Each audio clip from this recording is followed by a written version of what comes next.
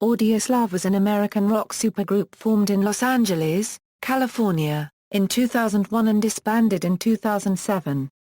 The four-piece band consisted of then former Soundgarden lead singer rhythm guitarist Chris Cornell, and then former Rage Against the Machine members Tom Morello, Tim Commerford, and Brad Wilk.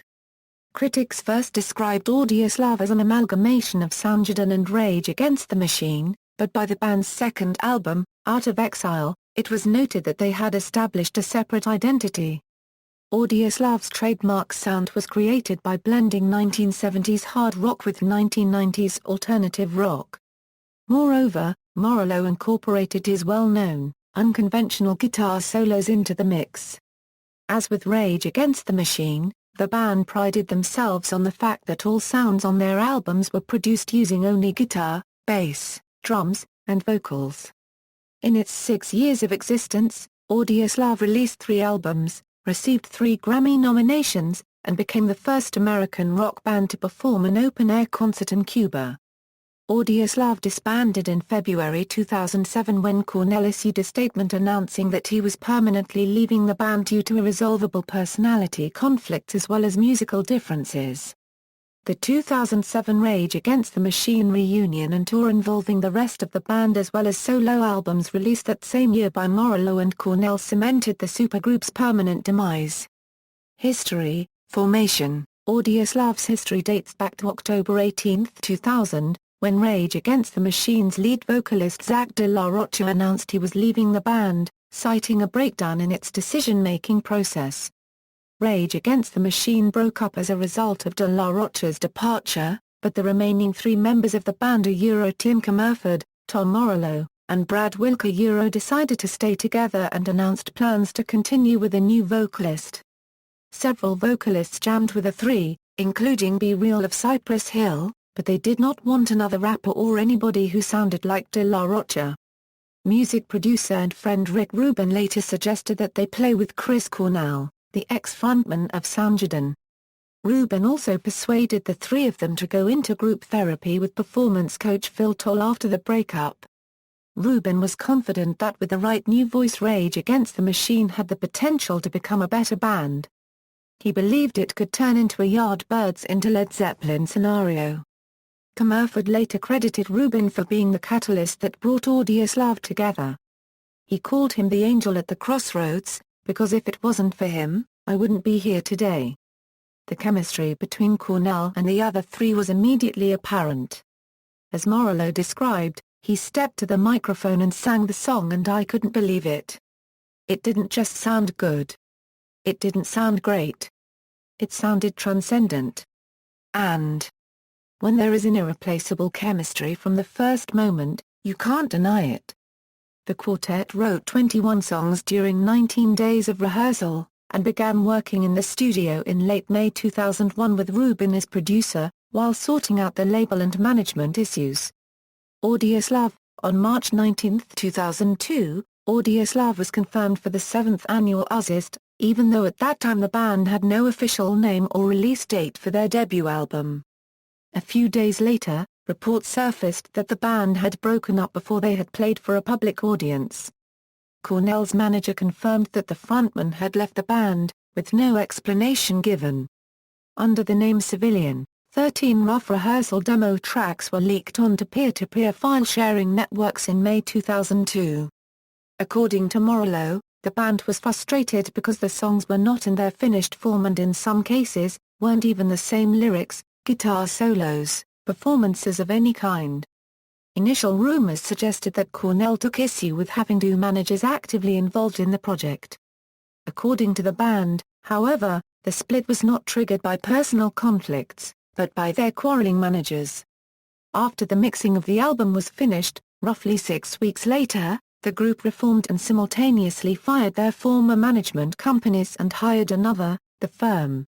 Their previous labels, Epic and Interscope, settled their differences by agreeing to alternate who released the band's albums. The band divulged their official name and launched their website in early September.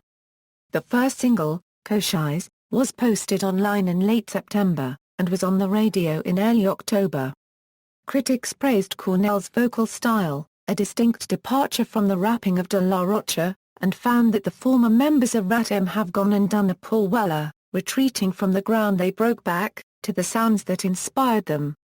Music video director Mark Romanek shot a video for Cochise, which shows the band playing atop a tower under construction in the midst of a giant fireworks display providing all the lighting.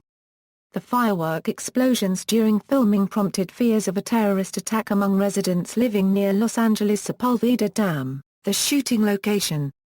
The self-titled debut album, Audioslave, was released on November 19, 2002, and entered the Billboard 200 chart at No. 7 after selling 162,000 copies in its first week. It was certified gold by the RIAA within a month of release, and by 2006 achieved triple platinum status. It is the most successful Audioslave album to date, having sold more than 3 million copies in the United States alone. Despite its commercial success, Audioslave received mixed reviews. Some critics lambasted the group's effort as uninspired and predictable.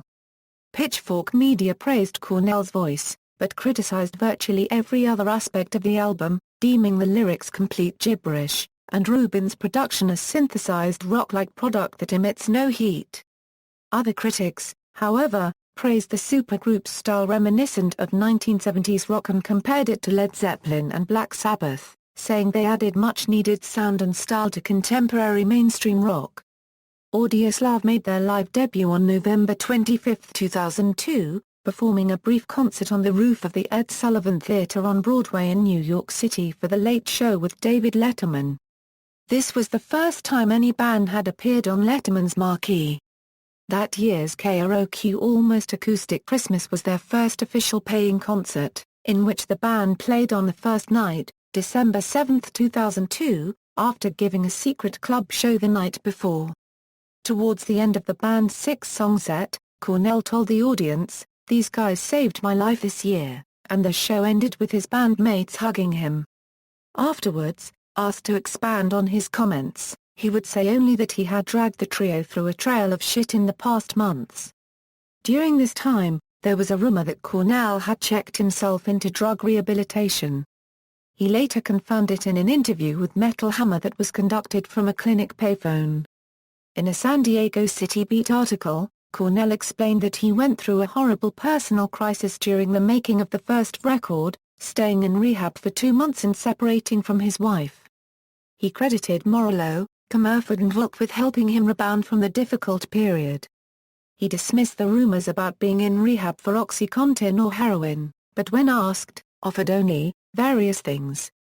"I'm not picky. Mainly for drinking." Like a Stone, the second single from Audioslave, was released in early 2003. It was the highest charting single from the album, peaking at number 1 on Billboard's Mainstream Rock Tracks and Modern Rock Tracks charts. It was certified gold by the RIAA, making it Audioslave's most successful single ever. The music video for Like a Stone was written and directed by Meiert Avis. It was shot in the Los Angeles house where Jimi Hendrix wrote Purple Haze. The video uses negative space to invoke the memory of musicians past. The music video for the third single, Show Me How to Live, was banned from MTV, reportedly because it shows the band in a high-speed car chase running police cars and motorcycles off the road. The band's first DVD, Audioslave, was released on July 29, 2003. The band toured extensively worldwide in 2003, gaining positive reviews for their live performances, including at the revived Lollapalooza. Their performance on the Lollapalooza tour was so well received by readers of Metal Edge that they won the magazine's 2003 Reader's Choice Award for Favorite Lollapalooza Band by a landslide.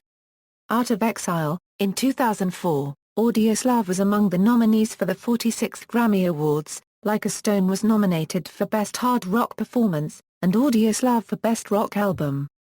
They spent the rest of 2004 on break from touring and working on the second album. This gave Morello time to concentrate on his solo project, The Night Watchman, and also to take an active part in political activities.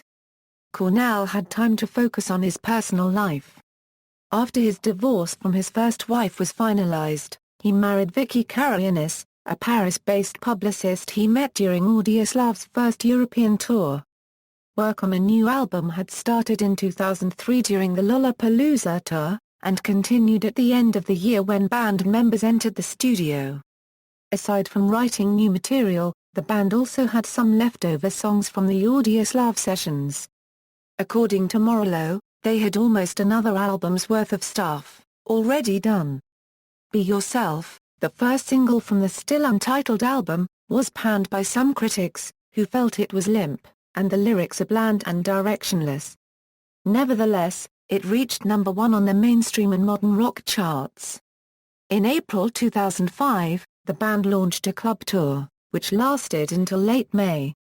Although on previous tours Audioslave occasionally played cover songs, they deliberately avoided playing their former band's songs to avoid using those songs as a crutch to help sell and break Audioslave, as their aim was to establish the band as an independent entity. After achieving that goal, they thought it was time to own those histories, and began performing a selection of the two band's most popular songs on the tour. The second single, Your Time Has Come, was released through a unique promotion, lasting 1 week, which involved radio listeners around the world. Radio stations were asked to post a link on their websites to a special timed-out download of the song. Once 1 million people clicked on the link, the song was unlocked and became downloadable by all 1 million. On May 6, 2005, Audioslave played a free show in Havana, Cuba, in front of an estimated 50,000 people at the La Tribuna anti-imperialista Jose Copyright Marta venue, which was purpose-built in 2000 for mass protests against the U.S. government. Audioslave became the first American rock group to perform an open-air concert in the Socialist Republic of Cuba. The band traveled to Havana, bringing along their camera crew on May 4 to spend 2 days visiting historic sites and interacting with Cuban musicians and youngsters. Morello and the rest of the band insisted that the trip was not to make a political statement, but to take part in a musical cultural exchange. Cornell commented, "Hopefully, this concert will help to open the musical borders between our two countries." The trip was organized with the joint authorization of the United States Department of the Treasury and the Instituto Cubano de la Música, as travel by U.S. citizens to Cuba is restricted, but the authorization arrived so late that the band had to cancel and postpone several confirmed dates of their U.S. tour. The 26-song set concert which included several Soundgarden and Rage Against the Machine songs was the longest the band had ever played. Out of Exile was released internationally on May 23, 2005, then a day later in the US. It debuted at the top of the Billboard 200 chart, the only Audioslave album to reach this position. The following week, however, it dropped to number 3, with a 62% sales decrease consequently reaching platinum. Cornell admitted to writing his most personal songs ever on this album, influenced by the positive changes in his life since 2002. He also described the album as more varied than the debut and relying less on heavy guitar riffs. The album was received more favorably than Audioslave's debut. Critics noted Cornell's stronger vocals, likely the result of quitting smoking and drinking, and pointed out that Out of Exile is the sound of a band coming into its own. AllMusic, which gave Audioslave a lukewarm review, praised the album as lean, hard, strong, and memorable. The lyrics, however, were still a common complaint. MusicOMH.com wrote that Cornell's lyrics continued to border on the ridiculous. The album's softer, slower approach was frequently criticized as well. Following the album's release, the band embarked on a European tour, performed at the Live 8 benefit concert in Berlin on July 2, 2005, and played their first North American headlining arena tour from late September to November 2005. The music video for Doesn't Remind Me, the third single from Out of Exile, was posted online in September 2005. Audioslave's second DVD, Live in Cuba, featuring the concert in Havana, was released on October 11, 2005. It was certified platinum in less than 2 months. Revelations and Breakup. In December 2005, Audioslave received its third Grammy nomination at the 48th Grammy Awards in the Best Hard Rock Performance category for Doesn't Remind Me. Audioslave began recording their next album. Cornell had already expressed his desire to make an album every year or year and a half even before Out of Exile was released. In early July 2005, after the conclusion of the European tour, the band returned to the studio to write new songs. Morello said their aim was to blur the lines between rehearsing, recording and touring. The actual recording began in January 2006, with plans to release the album, Revelations, in June.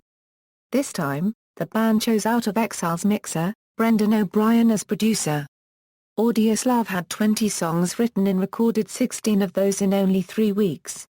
However, the album's release date was postponed to early September, and the band cancelled their previously announced European tour, to have a new album to support, when they embarked on touring. The first single off the album, Original Fire, was made available online on Audioslave's official website for free streaming in early July. News about Cornell's departure emerged in July 2006, when insiders stated that after the third album was released, he would depart the band and restart his solo career. Cornell immediately denied the rumors, stating, "We hear rumors that Audioslave is breaking up all the time. I always just ignore them."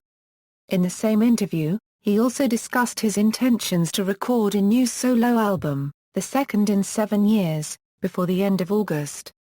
A special marketing campaign preceded the new album's release in August, when the art concept was featured on Google Earth as a fictional utopian island, Audioslave Nation, created in the South Pacific. Several songs from the upcoming album appeared on movie and video game soundtracks. Wide Awake and Shape of Things to Come were featured in Miami Vice, while Revelations was on the soundtrack of Madden NFL 07.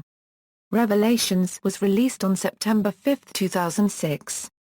The album entered the Billboard 200 at No. 2 and sold 142,000 copies during its first week of release. It became the band's least commercially successful album. Dropping even faster than Out of Exile, its sales were down 65% the following week, achieving gold certification a month later. The album showed funk, soul and R&B influences that were non-existent for the band before. Morello referred to the new sound as Led Zeppelin meets Earth, Wind and Fire. Additionally, several songs took a more overtly liberal political stance than previous Audioslave releases. The album received a similar critical response to Out of Exile, with the majority of reviewers praising the band's integrity on the record. The new funk and soul influences were also welcomed favorably. AllMusic called the album Audioslave's most colorful, diverse, and consistent record yet.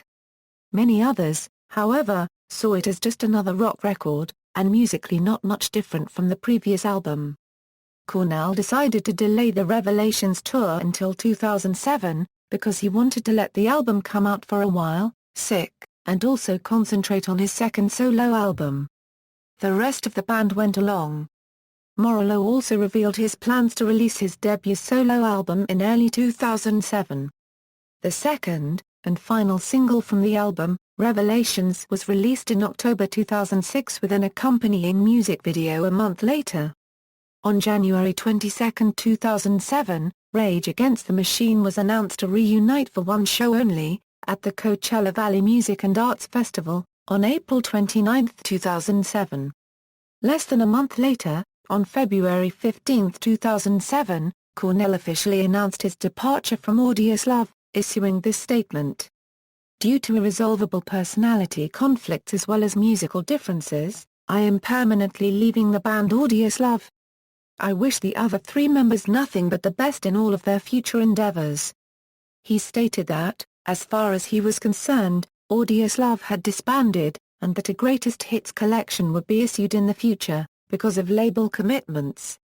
The New York Post reported that according to sources the split was not about irresolvable personality conflicts, but about the money. A friend of Cornell said, "Chris was unhappy with the financial arrangement within the group. He wrote all the music, yet the other 3 bandmates took an equal share in the multi-million-dollar publishing rights." Post-breakup, Morello has since said that he never officially heard and still has not heard from Cornell that he was leaving the group.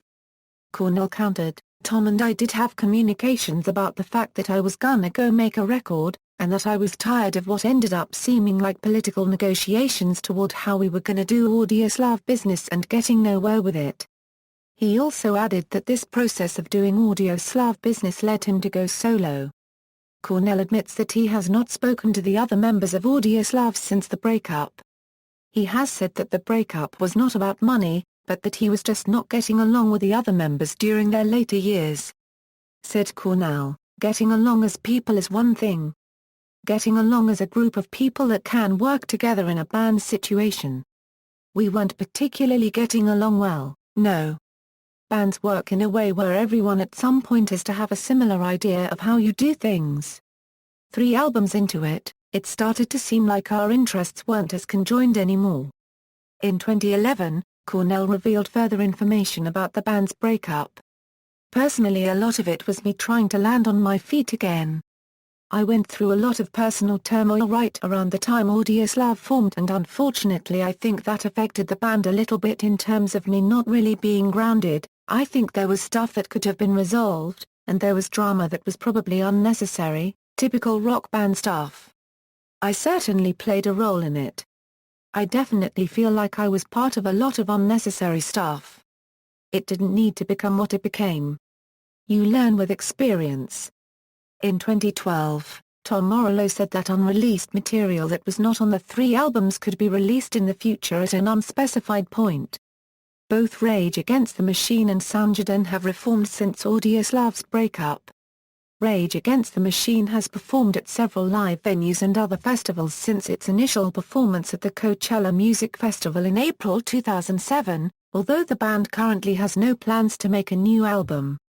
Soundgarden announced a reunion in 2010 and recorded a new album, King Animal, which was released in November 2012. Name: the original idea for the band's name was Civilian, but it was dropped when members found out that it was already taken. Morello later discredited the story, contradicting Commerford and Cornell, and commented that Civilian was merely a rumor circulating at the time. He stated, "The band has only ever had one name, and that is Audioslave." Morello described the origin of the Audioslave name to Launchcast as follows. "That was Chris's suggestion that sort of came to him in a vision. We're all on the two-way pages, and Chris one night said, 'I got it. It's Audioslave.' We were all, like, all right, fantastic." To paraphrase Elvis Costello, talking about band names is like dancing about architecture. There's just no point in it because the band name becomes the music and the people. After the name was announced, it emerged that it was already being used by an unsigned band from Liverpool. The 2 bands worked out a settlement, with the American Audioslave paying $30,000 in a deal that allowed each band to use the name.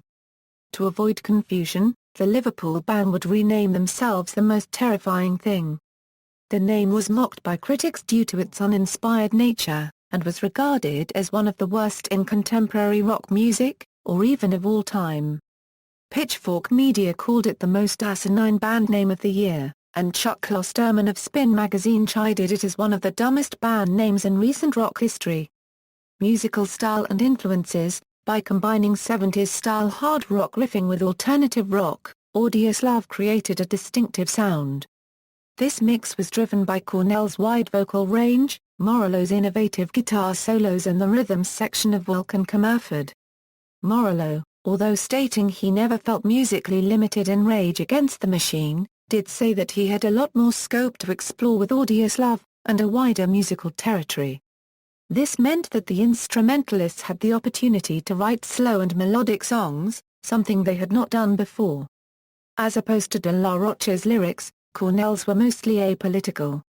Morello referred to them as haunted, existential poetry. They were characterized by his cryptic approach, often dealing with themes of existentialism, love, hedonism, spirituality and Christianity. Audioslave's first 2 albums drew influences from 1970s hard rock such as Led Zeppelin and Black Sabbath and from the members' previous bands. For Revelations, which was influenced by 1960s and 70s funk, soul and R&B music, Morello used vintage guitars and amplifiers and Cornell adopted his 70s funk and R&B flavor vocals. The guitarist also cited Sly and the Family Stone, James Brown and Funkadelic as a reason for the funk overtones on the album. Just as Rage Against the Machine did, Audioslave also included the statement all sounds made by guitar, bass, drums and vocals in their album's booklets, as Morello's guitar work often caused listeners to believe that the band used samples, synthesizer effects or different turntable techniques to produce certain sounds. Songwriting and recording process. All of Audioslave's lyrics were written by Cornell, while all four members as a band were credited with writing the music. Their songwriting process was described by Wilk as more collaborative and satisfying than Rage Against the Machine's, which was a battle creatively. Cornell also felt the same way. He saw Soundgarden's songwriting method inferior to Audioslave's. Rick Rubin, producer of the band's first two albums, was also lauded as a great collaborative partner, and was likened to the fifth Beatle by Tom Morello. The time spent on songwriting by the band was always short. They wrote 21 songs in 19 days for the first album and exceeded that rate for the second album by having a song or sometimes two written every day. This method was adopted for the third album as well. Cornell's battle with drug addiction and alcoholism was a defining factor in the writing and recording process of the debut album. The singer admitted that he was never able to write effectively while drinking, and attended rehab after recording Audioslave. Although Morello stated that Revelations was the first record, Cornell didn't smoke, drink or take drugs through the recording. He later clarified his statement by saying, "Chris was stone sober during the making of our Out of Exile album. Chris was also sober during the making of Revelations, and prior to recording he gave up smoking as well." Politics. While Rage Against the Machine's music was politically influenced, Audioslave's music was mostly not. Cornell stated he did not want to become the new singer of Rage Against the Machine or any political band, but he would play benefits the other band members wanted to play. Despite his reluctance to write political lyrics, he himself never discounted the possibility. He already touched upon political issues in Audioslave Set It Off, a song inspired by 1999's WTO Roots, then later wrote an anti-war song, Sound of a Gun, and what Morello called the most political song Audioslave's ever written, Wide Awake for Revelations. Wide Awake was an attack on the Bush administration's failure to act over the consequences of Hurricane Katrina. The band was openly anti-Bush and against the Iraq War from the beginning. On March 17, 2003, only hours after President Bush announced plans to invade Iraq, the band performed Live in Hollywood with messages reading, "How many Iraqis per gallon?" and "Somewhere in Texas, a village is missing an idiot," scrolled across the stage. The music video for Doesn't Remind Me was also critical of the Iraq War. Wilk called Bush a fucking scam in an interview, criticizing the Bush administration's rationale for war in Iraq.